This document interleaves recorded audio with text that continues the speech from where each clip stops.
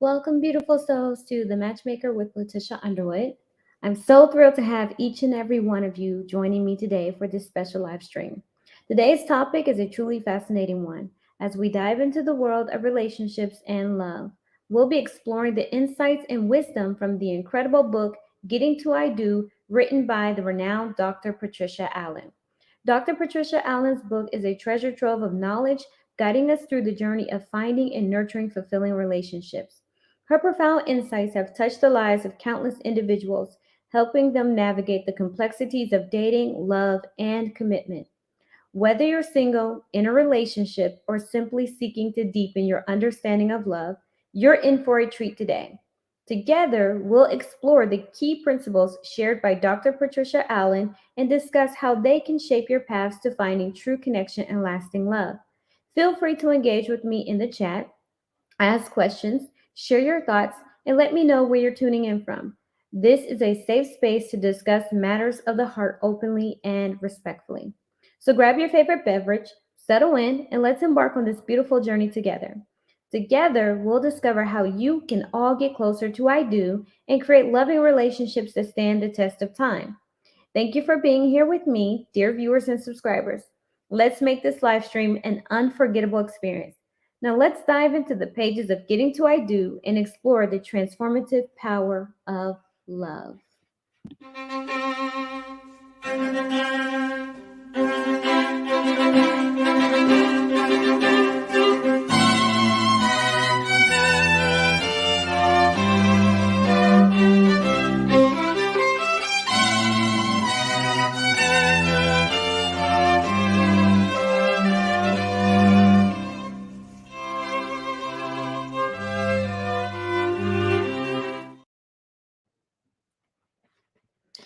Alrighty, so today we are on chapter 17 and getting ready for marriage. We are in the home stretch. We are in the months 9 through 12, so the last quarter, right, where the relationship is solidified.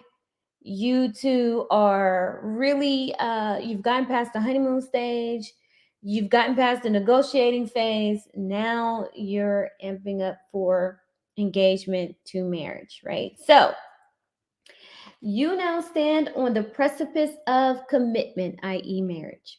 Behind you stretch the three phases of preparation. Ahead of you are your engagement and marriage. Are you ready to jump?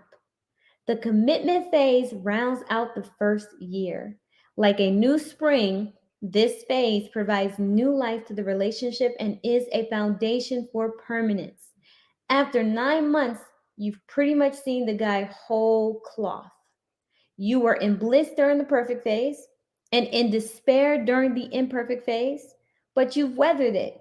You have negotiated the bumps in the negotiation period, and you've gotten the best deal you can get with this man. Now you've got to decide whether you want to keep him. This is the time for both of you to live up to the commitments you have previously negotiated. It is a delicate time when your diplomacy, strength of constitution, and integrity must come forward. Now, more than ever before, you must be clear about your own intentions and those of the man you love. Real life is not a romance novel. He has told you that he wants to marry you, and you believe him. You are a functioning couple. You have said no to living with him, but you spend most of your time at his place or he at yours. However, as you implement your negotiations about money, space, time, and play styles, you inevitably will have some painful times adjusting to your negotiated terms.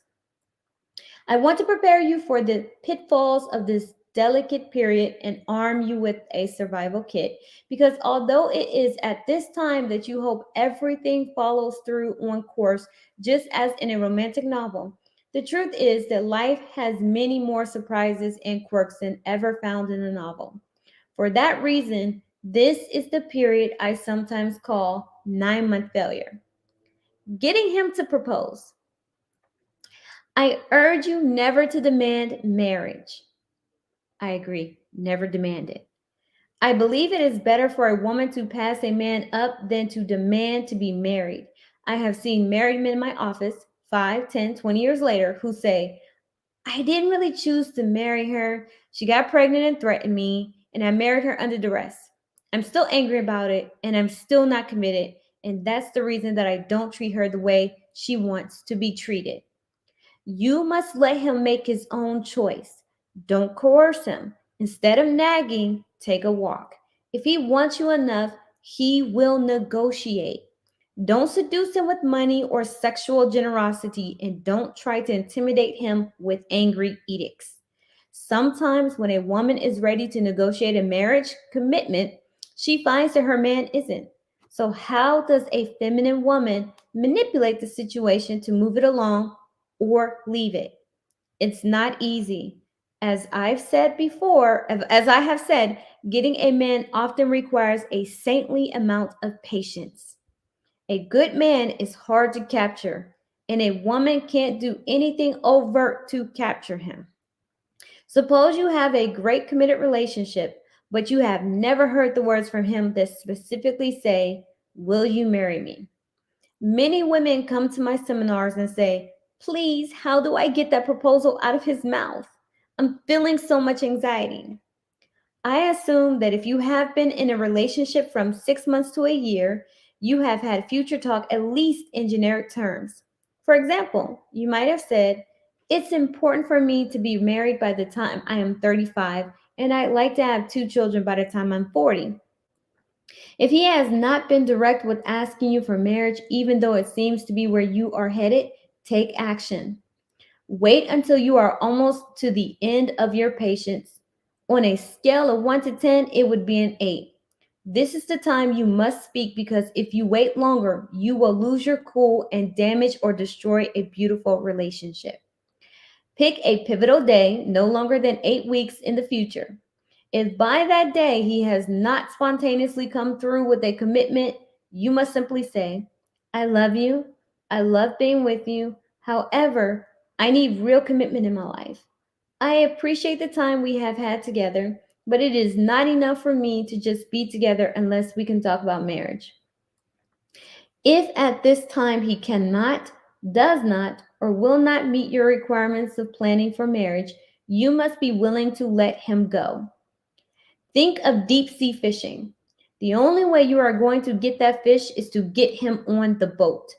On the line is not enough, and the distance between on the line and the boat, marriage, is a long way. It is also in this space between water and boat that you are most likely to lose him. You have to be patient, and the only way you can do that is to be anchored in your own self love because masculine men are more focused logically step by step. They are a lot slower than women who often rationalize away dangers based on feelings, not logic. What to do if he's made the commitment but he's dragging his feet? Perhaps he hasn't told his family about your plans to get married and he has asked you to keep it quiet until he gets the ring, engagement, or marriage. Days, weeks, even months go by and there is mumbling about shopping for the ring, but no action. Or suppose you're both talking about marriage, but his buddies still seem to be as important or even more important to him than you are. Or maybe, even though you are his girlfriend, he suddenly begins to act like dating a dating bachelor.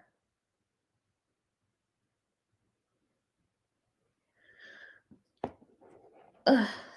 Sorry, one moment. Perhaps nothing seems different except that the talk about getting engaged has slowed down to a trickle. Maybe when you ask a question about your future together, he snaps, don't pressure me. I'll do it when I'm ready. There is a cold chill running up your spine. What do you do? First, don't panic. I will tell you how to handle the man who appears to be avoiding the implementation of your negotiated deal and also help you to discover the truth about his committable or non committable nature. Second, don't nag. Keep quiet until you are prepared to risk losing the deal. At that time, you must be prepared to walk. Third, Pick a date in your head when you are willing to bring on a crisis in your relationship. Fourth, don't have sex no matter what. This is the same type of ultimatum that is in any contract when it's time to pay up. You tell him you would not be comfortable having sex until he lives up to his commitment. In other words, there are no free lunches or girlfriends. Fifth, keep your composure. Don't react if he reacts badly to your ultimatum. State your case, then be quiet. Act like a lady and be patient. Don't argue with him. Jackie, a city planner, was in love with Dean, a gifted sculptor. Their relationship had been going on for over a year, but Jackie, as she later confessed to me, somehow never felt really secure in it. Although Dean said he wanted to get engaged, he would never keep a date to go shopping for the ring. There was always a problem finding a time that was convenient for both of them. Finally, Jackie suggested that Dean pick out the ring himself and surprise her. Time went by and still Dean did not buy her ring. Jackie began to feel that he was avoiding the whole issue of marriage. She was plagued with feelings of being used and taken for granted. She feared that he had changed his mind about their having a committed future together. She soon found herself becoming overtly resentful. They began fighting a lot, first about small things and then about bigger things, until one day Jackie screamed at him, "I don't believe you even want this relationship." And Dean, equally angry, yelled back, "Maybe I don't," and stormed out. Jackie was in a lot of pain when she came to see me. It was not easy for her to accept that she might have to say goodbye to the man she loved, with whom she had shared dreams, plans, and the investment of a relationship. But I told her that first of all, she must realize and respect that Dean had a right to live his life as he was comfortable. She could not force him to be what she wanted him to be. But even if he was truly in love with her and intended to marry her, these angry outbursts trying to pressure him into action would only push him away, maybe permanently. I explained, Dean does what Dean can do. You can only accept or reject but not coerce, or hope foolishly that he will someday change into the prince of your dreams. If he is a frog today, he is going to stay a frog. Taking my advice on how to set perimeters that she would be comfortable with, she approached him and asked if he would be willing to talk about the relationship. I told her to pick a comfortable place and time where interruptions would not occur and say, "I want to talk to you about our relationship. Is it convenient now or later?" If he said later, she was to wait until then. He agreed on her time to meet, and when they saw each other, she was very centered in her feminine energy. "I respect your choice," she said, "whatever it may be. However, I am very uncomfortable in this limbo, and until you can make a decision, I feel it's best that we not be sexual." At first, Dean was indignant, claiming that she was trying to coerce him with ultimatums and withhold sex as punishment. He tried to argue that if she withheld sex, she was obviously not in love with him.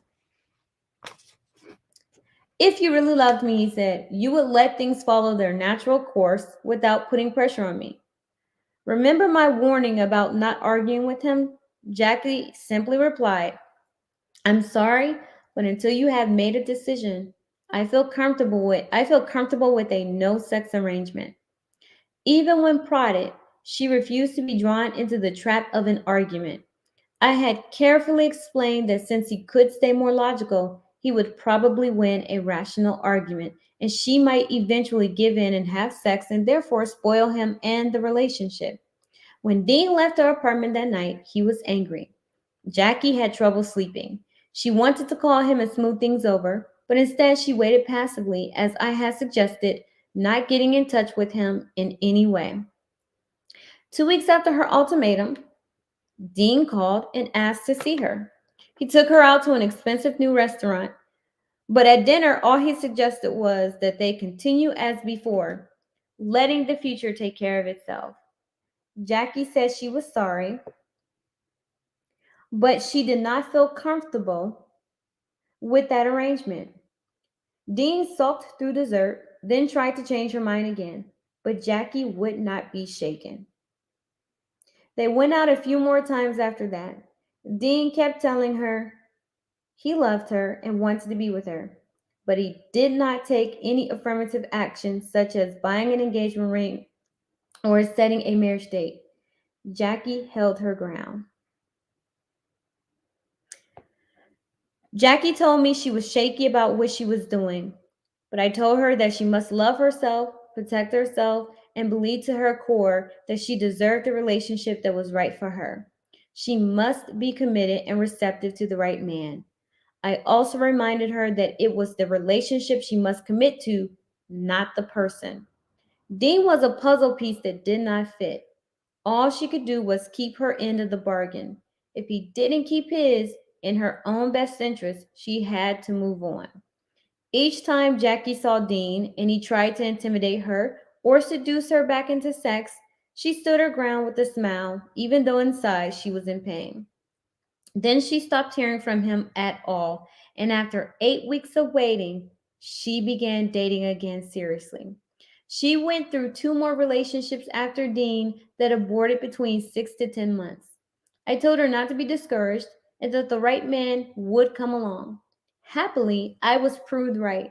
Her relationship with Albert, a successful film editor, went through all the four phases and also lasted more than a year. But when they did marry, Jackie felt extremely solid in the marriage and confident that through her learned negotiation techniques, she would be able to deal with whatever problems arose and help the marriage remain viable. A truly masculine, committed man wants to be generous and responsible, to protect your reputation, and to cherish your feelings about being engaged and married. A selfish man wants freebies. However, a normal man may need to be brought to the awareness that he has begun to act selfishly. If you are confident in your position, he will be confident in his actions. This confrontation will make him aware that you love yourself more than you love him. You must be careful that you are not harboring old resentments from your communication and negotiation period that were never worked out. If you did not learn these skills well, but rather stayed silent and bit your tongue instead of expressing what you did not like and were not comfortable with, you may be expressing a backlog of old angers and resentments. You must reassess your own motivations thoroughly before you write him off as an uncommittable man. Jackie learned that she could not intimidate, threaten, or nag Dean into doing his life her way. She could only relate to her man what she was not willing to live with. Rhoda and Joe were a committed couple with marriage somewhere in the near future. Rhoda, a secretary at a textile company, was very much in love with Joe, a bartender, and believed he felt the same toward her. However, certain things that she initially thought would change in time continued. For example, Joe's ex wife was always calling to ask his advice about business, plumbers, and real estate problems. And instead of reminding her that he was no longer her husband, he spent long hours on the phone helping solve his ex wife's problems. Another recurring situation that began to concern her was that Joe kept putting off looking for their apartment. It seemed that there was always a legitimate excuse, but she felt increasingly uncomfortable. The same was true with their wedding date. He continually delayed setting it. First, it was because his parents needed to be consulted and they were out of the country. Next, he wanted to wait until his promotion at work came through. Then there was some other excuse. Rhoda became distraught, although she said nothing to Joe. Her mother suggested she come talk with me. Give me 1 second, you guys.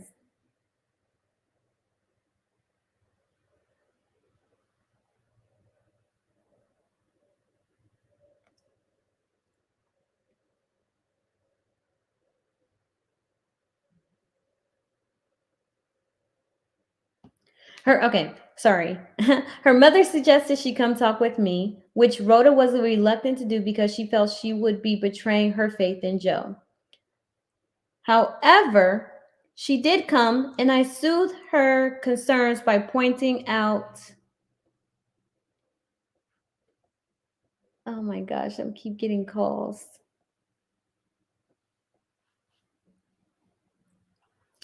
Her mother suggested she come with me, which Rhoda was reluctant to do because she felt she would be betraying her faith in Joe. However, she did come, and I soothed her concerns by pointing out that it was out of her love and respect for Joe and their relationship that she needed to deal with the situation clearly. I told her that she had to remember that marriage means taking on a lot of responsibilities for a masculine man or woman, and it means a big loss of independence for a feminine woman or man. Nobody takes these things lightly, and procrastination may be only a defense and not necessarily a refusal to marry.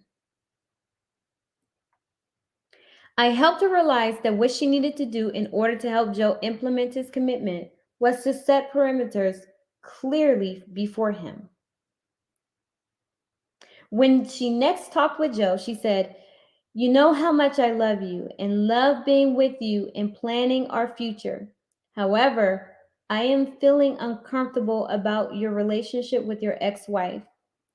You're procrastinating about looking for an apartment and all the issues surrounding our engagement and marriage.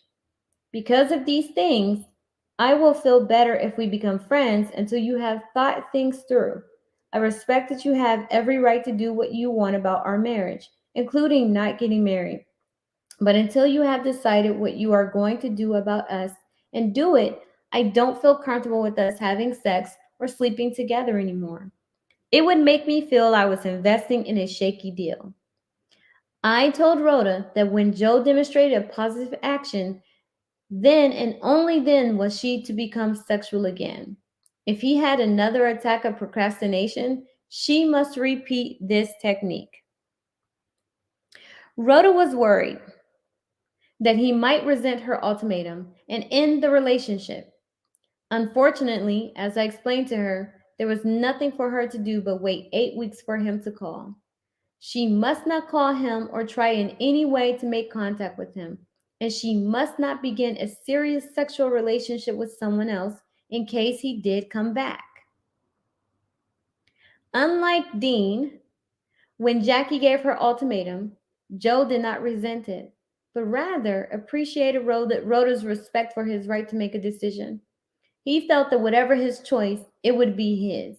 For a committed masculine man to know that you honor his right to make his own determination about his future is a real turn on. And if he is not committed, he is not your man. It is better to know that your relationship is a 9-month failure than to hang on and have it turn into a 3 or 4 year failure. In fact, you would have to consider the relationship a success, for you have been through the process and this man has shown his colors and saved you additional wasted time when you could be looking for Mr. Right. A little pain now is much better than years of it later. In this case, when Rhoda represented herself with a grounded conviction in her integrity, Joe became more confident about himself and the relationship. After a few weeks, he not only politely and firmly cut off his indulgence of his ex wife, he also set a date for his and Rhoda's marriage and informed the family of his decision. When it becomes necessary for a woman to take action, as Rhoda and Jackie had to do, they can take comfort in the fact that if their man does not come back, he will be in charge of himself. That if their man does come back, he will be in charge of himself, which enhances his masculinity. Remember, intimidating your man back or seducing him will not be a good negotiated masculine feminine commitment. What about your fear of commitment? If you are with a man who is having trouble following through with his commitment, search yourself and ask if your irritation and resentment may not actually stem from your own resistance to commitment. This may be your way of sabotaging the relationship. You may not want to give up your independence. As the implementation of the negotiation phase grows nearer, you may be rushing to end it rather than be cool and let him have the space and time he needs to come around. Men are not the only ones who fear commitment. Many women fear it as well. And rather than admit this, they explain away their failure to have a permanent relationship by blaming it on uncommittable men. Her 10 months with Miles the owner of a sporting goods store, were fun and exciting for Charlene. An advertising executive, she was sure she was in love with him, and he made her feel secure and loved. They did lots of future talk, discussing children, home life, vacations, and lifestyles. He was supportive of her career in advertising and, in general, was a mellow and solid man. He had a firm view on the future and the direction he wanted for his life. He was a committable man. When they reached the commitment phase, Charlene began to feel uncomfortable. Life suddenly seemed limited, predictable, and dull. Discussing their fantasies of an ideal relationship in the early part of their relationship had now evolved into their real plans, and Charlene realized that Miles was committing himself to marriage. Without knowing exactly what she was doing, Charlene began to pull away from Miles. She kept delaying setting the wedding date. It was one thing for her to say, when we get married someday, and another to circle a date on the calendar. Something was bothering her, but she didn't know what it was. One day, when Charlene had to work late, going over an advertising campaign with Tom, a married TV commercial producer whom she had worked with once before, she found herself saying yes to his suggestion of drinks, yes to dinner, and yes to having sex at his hotel later that night. Charlene found Tom exciting. He had traveled all over the world making commercials, and he was bright and creative. A clandestine affair began. Although Charlene felt disgusted and ashamed of herself because she really believed in a monogamous relationship, she also knew she loved, respected, and valued Miles. But something wouldn't let her give up Tom, even though there was clearly no future with him. Miles discovered the affair, and in much pain confronted her. Why? He asked. She could only reply, I don't know.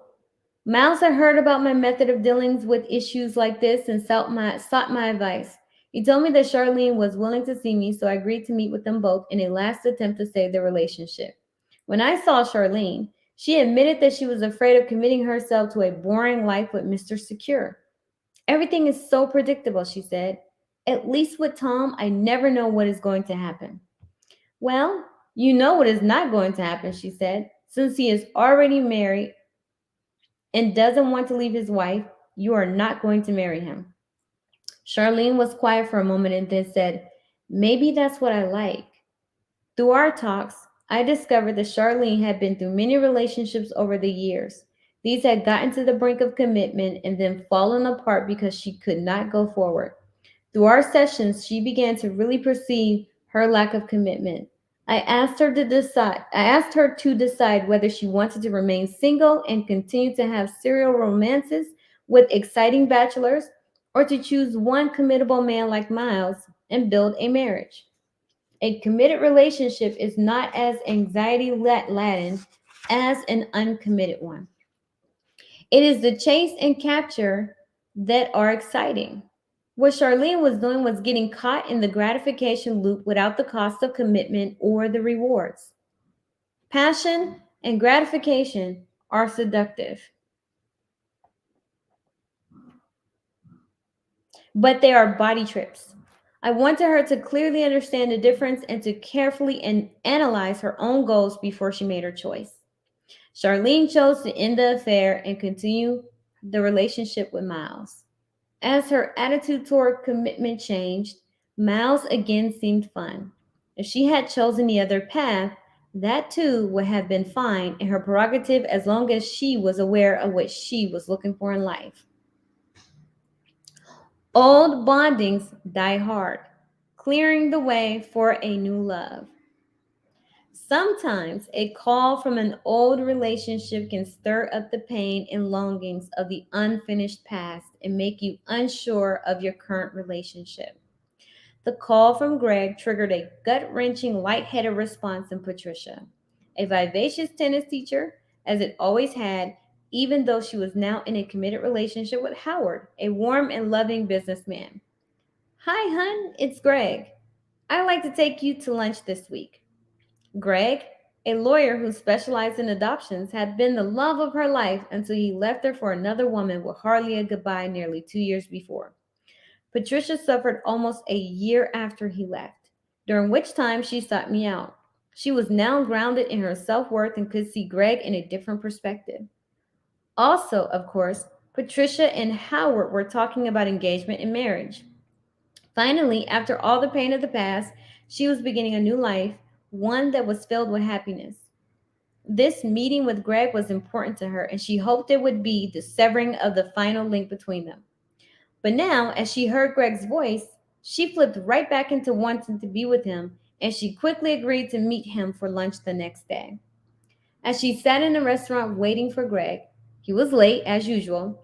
She had a fantasy in which Greg begged her to give up Howard and then, against her will, took her back to his apartment and made crazy, passionate love to her, as in the old days.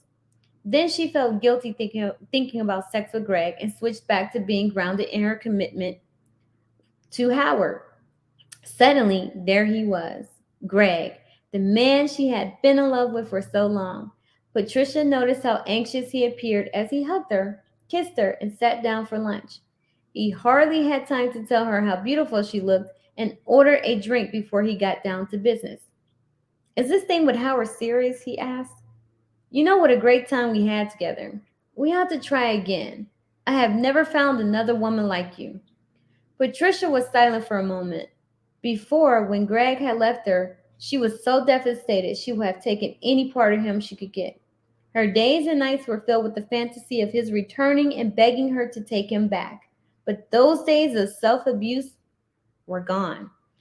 Greg, she said, when you left, I was devastated. It took me almost a year to get over you, and the scars were very deep.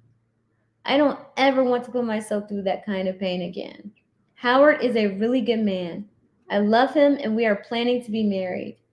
I appreciate your asking me, but I am committed to my relationship with Howard. Patricia was brave to go back rather than let the ghostly lover haunt her. In such a situation, you must strive to develop an empathy for your ex lover by saying, I am glad you're successful in your work. Or, I am glad you found someone to love. Through this, you can set yourself free and be ready to commit to someone else. Wait a year to marry. Of course, not everyone is uncommittable or gets cold feet or fantasizes about the past. Sometimes you and he are totally in sync and want nothing more than to marry and settle down together. That's wonderful, as long as you wait a year to marry so you can really know whom you are with. No one can know anyone else until at least 4 seasons have passed. Someone who might be fun in the summer might change totally with the cold weather. There is even a neurological impairment called SAD, seasonal affective disorder, in which the amount of light a person takes in can impact on brain chemistry and create depression, which you and he would have to deal with. Alicia, a designer, knew Jim only 3 months when she married him. It was a whirlwind courtship, and their attraction was intense and immediate. Jim, a wealthy businessman, took her to expensive restaurants and bought her lavish gifts. When he proposed, Alicia accepted, and they slipped away to Monterey and were married by a local justice of the peace. It was a beautiful sunset ceremony on a bluff overlooking the ocean. Almost immediately, things changed. Alicia found that after marriage, Jim became financially stingy and was deeply in debt. He found her demanding and spoiled, a pampered little princess who wanted to redesign him in the image of her industrialist father. They began to bicker, then the fights accelerated, and after a short time, they hated each other, and a bitter divorce ensued. Rushing into a lifetime commitment is like playing a crap game with your future. Surely you would not buy a house without first checking out the electrical wiring, plumbing, roof, and title clearance. I urge you to love yourself enough to spend the time to get to know your prospective mate and he you. Work through my 4 phases and go into marriage as a strong, united couple. You deserve that. Negotiate a role change. Earlier in the perfect phase of your relationship, you discovered that despite the fact that you are a complex and bisexual human being, in order to have a successful relationship, You had to choose either to be the generous, protective, cherishing male or the receiving, responsive, available male. Then, in the negotiation chapter, you learned how to begin to negotiate for some changes in your new role, changes that allowed each of you to take charge of areas you felt confident in or relinquish ones you didn't with the permission of your mate. Now, at the commitment phase, when you both understand and are comfortable in your own energy preference and that of your partner, the courtship has been grounded in a long term relationship, and you are ready to think about legalizing it. You are now both free to express both your masculine and your feminine energies. This is the time when the switch should occur naturally and with ease. However, the same principle holds now as in the early stages of your relationship. Only one type of energy at a time is successful. If you are predominantly feminine but choose for the moment to be masculine, your partner must complement you by switching to feminine and vice versa. Otherwise, collision occurs that can undo the relationship, especially in its delicate first year. There are no taboos or perimeters in terms of role switching as the relationship grows older. It is all negotiable according to need. The only requirement is to signal a role change through communication. I have an idea. Do you want to hear it? Or I have some painful feelings. Will you listen? The beginning of a relationship has a predominant male energy person and a predominant female energy person. As time goes by, they meld together in a waltz of compatibility and communication of thoughts and feelings. A breadwinner still may opt to be female, while a little woman or Mr. Mom is really male. Communication, not tasks, indicate maleness and femaleness. One of the wonderful things about the commitment phase is that you both get to be masculine and you both get to be feminine. There is a predominant leader and follower, but eventually the follower will sometimes be the leader and the leader will sometimes follow. In a mutual exchange, there are times when each will be cherished and respected. But this happens only when you can communicate verbally and negotiate, which to me is the highest form of love. Give me 1 second. I have to stop for a second. I'll be right back.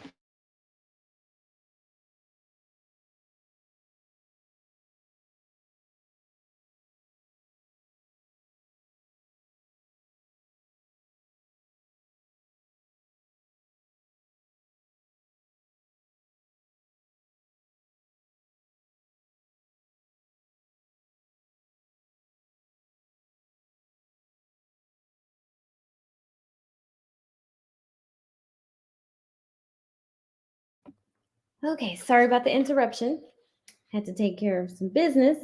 Okay, remember that according to Dr. Carl Jung, every smart man is also a sensitive woman, and every sensitive woman is also a smart man. Complexities must be dealt with in every intimate relationship. How to do this? It is not difficult. You need only signal your partner that you wish to switch energies. If you are predominantly masculine energy, the pursuer, and you wish to speak about your negative feelings, you begin by saying, I have some negative feelings I want to share with you. Are you willing to listen? By doing this, you switch from masculine to feminine. Your partner now becomes the masculine energy, giving and cherishing your feelings. If you were the original feminine energy, the pursued, you can always share negative feelings and vetoes freely. But when you wish to become masculine, you can change roles by saying, I have an idea, opinion, suggestion, want that I'd like to share with you. Are you willing to listen? Being flexible gives both of you a way to communicate your thoughts, wants, feelings, and vetoes. Learn to let the energies flow between respect and cherishing. Just remember that there are only two thrones, one for the king, one for the queen, and that each throne can accommodate only one person at a time. Negotiate and renegotiate. During the negotiation phase, you learn how to approach each other and express your likes and dislikes with skill and positive diplomacy. With these techniques, you move to the commitment phase with success.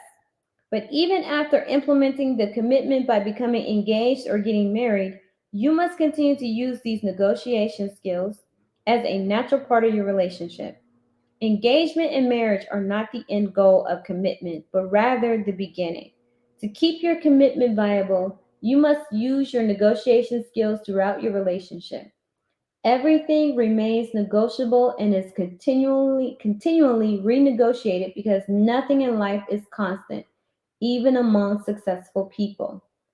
In Hollywood, I see it all the time. Last year, Betty was a waitress actress hoping for $100 a week in tips. This year, she is making $8,000 a week on a TV series. The question is not just who is the main breadwinner now. Masculine energy and feminine energy are not connected to the amount of money earned, but how it is handled by whom. Assuming Betty was feminine before she was successful, she could decide that she is now the masculine energy and assert herself accordingly. Or she may remain the feminine energy and let her man continue to handle the income and investments. It could also happen that one of the partners backtracks on a non negotiable item. This was the case in a relationship between Wanda and her fiance Barry. Wanda, a secretary for a shoe company, moved in with Barry, her boss, after he gave her an engagement ring. They had previously agreed that they wanted a baby as soon as they married, but 2 months before the ceremony was to take place, Wanda found out she was pregnant. Thrilled with the news, she waited to tell Barry over dinner that evening. But Barry's response was anything but joyful. Why weren't you more careful? He snapped. How could this have happened? Wanda was devastated and near tears. I guess I forgot one of my pills, she said. But what does it matter? I thought we agreed to have a baby right away. Are you telling me you don't want it?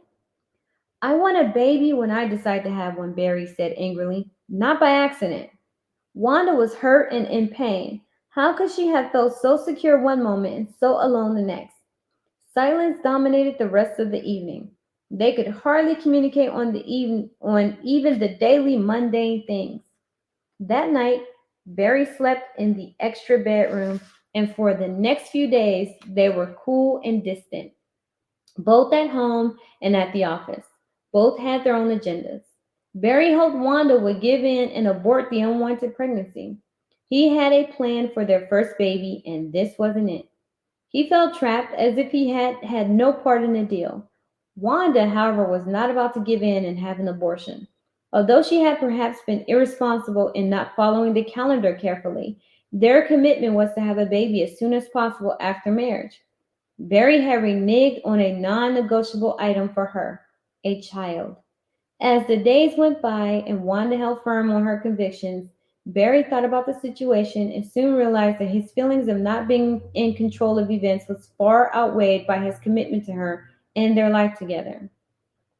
Barry approached her sheepishly with flowers in hand. Wanda, honey, he said, I've made a mistake in reacting so badly. I love you, both of you, and of course I want this baby. It's ours. With Barry took Wanda in his arms, she realized that by standing her ground and not arguing, she was able to make Barry understand that she loved herself and the baby more than she loved Barry, and that he must accept that or lose them both. In the long haul of marriage, your self love will form an anchor in a stormy sea and a spiritual bedrock for your home. When a woman loves her man better than herself, she runs the risk of being used and abused. Don't do it. A very serious dilemma occurs when a non negotiable item is reneged on after marriage. For example, although Justin was an upwardly mobile attorney, he married Lorraine, a coat designer, thinking that even after the babies came, she would continue to work. He felt that her income would enhance the quality of their life. Although she had committed to this course, once she had her second baby, she wanted to stay home and be a full-time mommy. This added to his burden by making him their sole source of support. Another example would be a man and woman who agree before marriage that they want children, but afterwards he keeps putting it off and then decides he doesn't want them after all, or even confesses that he actually never did want them. To stay together today, a couple has to negotiate and renegotiate continuously. And that is the way it should be. If the negotiation table is not available and actively used, they could start to take each other for granted, which in itself can be the kiss of death. And that is the end of chapter 17. Um, I will say that, so now is the part where I give my thoughts and you guys can ask your questions. Again, make sure you like and share this video. And if you're new when tuning in, please feel free to subscribe. Leave your comments in the comment section and I will answer them. If you're going to just troll me, you might get a troll back, or I just might not respond to you altogether. Okay. So negotiation, when it comes to negotiating commitment, you have to be clear of your terms.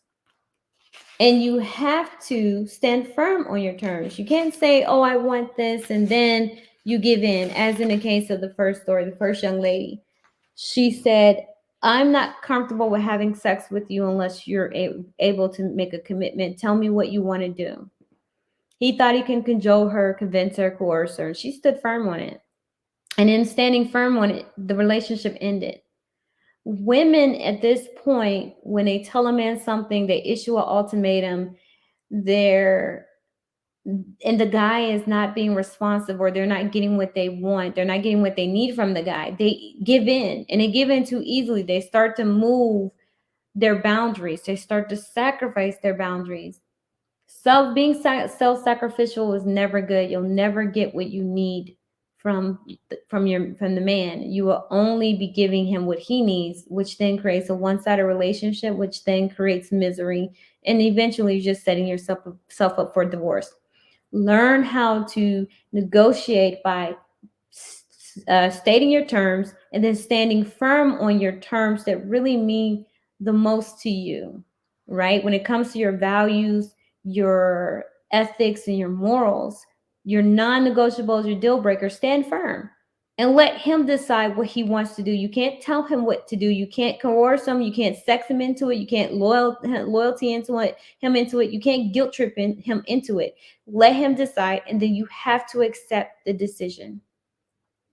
You are setting yourself up to be able to be in a marriage long term when you can do that. Because when you're married, conflicts are going to arise, right? You're going to have to know how to resolve those conflicts. Situational changes will come up. You will need to know how to handle those changes. Learning to negotiate is the key factor in dealing with those situations. Negotiate for what you need. Let him decide based on what he wants. And then you will have to accept his decision. When you are forcing a man to give you something that you don't want, you're manipulating him, you're trying to coerce him into it, giving it, he's not going to give it. And if he does give it, he's going to resent you. So you need to just say, if you want marriage, I really would like to be married. If we're not going to be married, I'm not comfortable with continuing progressing this relationship. And I agree with Dr. Patricia Allen. Never argue, nag, or yell at a man to give you what you need. He's either going to do it or he isn't going to do it. And if he can't do it, accept that and move on. Move on to someone else. Same goes for men. If you need something from a woman and she's not willing to give it to you, sitting there and trying to coerce her into it, manipulating her into it, annoy her into it, converse her into it, logically try to reason with her into it, it's just not going to work. You tell her what you need, what you want, and then she decides whether she can give it to you or not.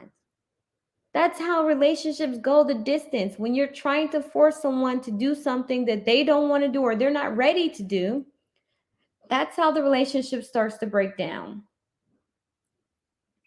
So,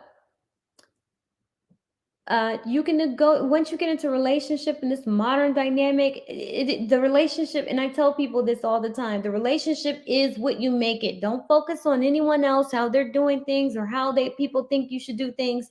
Do it how it works best for you. And how you do it is you focus on doing what's in the best interest of the relationship, not the best interest of the person. When you focus on each other and not the relationship, you're going to get on each other's nerves. You're going to be focused on changing each other. It's about the relationship, it's about the marriage. What is best for the marriage? If something comes up, if change comes up, would this make or break the relationship? Could I still be with this person if this situation was to happen, or if this thing was to change? Could this person still be with me if this situation was to happen, or this was to change? If you are asking yourself this question and you say, no, it won't change, then there is no problem. You're just trying to create the problem and trying to change the person because you're focused on the person and not the relationship.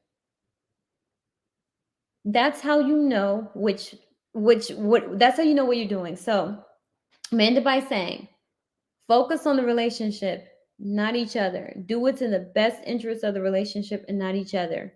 Always have a conversation with yourself and ask yourself, is this going to damage the relationship? If it is, then you need to have a conversation with the other person about it. If it's not, then you have a conversation with yourself and reconcile that within yourself. And then you ask yourself, am I making a big deal of something or am I not? So with that being said, look forward to video tomorrow. Tomorrow's video will be on chapter 18. We are getting to the end. We are definitely getting to the end. I think there's one more chapter left. Yeah, and so one or two more chapters. So chapter 18 for the rest of your lives. So I appreciate you all for listening and watching. If you have any comments, go ahead and leave them. And comments or questions, go ahead and leave them in the comment section. I will respond back. Make sure you like, share, and subscribe if you're a new viewer. If you would like to help the channel grow, feel free to send a Cash App at $the matchmaker, or you can send a PayPal to the matchmaker at twoheartsexclusive.com. It's scrolling at the bottom if you didn't catch me saying that. So also, so with that being said, I wish you all the best. Enjoy the rest of your day and go out, touch grass. And until next time, God bless.